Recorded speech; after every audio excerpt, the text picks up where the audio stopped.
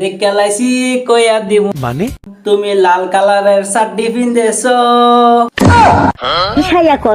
বুঝলাম জাতের মেয়ে কালা বালা কিন্তু যেন মিনছো এন সেন খোলাটা বালা না বান্দর বেশ বদ্ধ হয়েছে ঠিকই কিন্তু খোলাই রয়েছে বদ্ধ করে নাই এই যে স্টাডি করলে দুইটা পয়সা বেশি পাইবো একদম বাম্পার মারছেন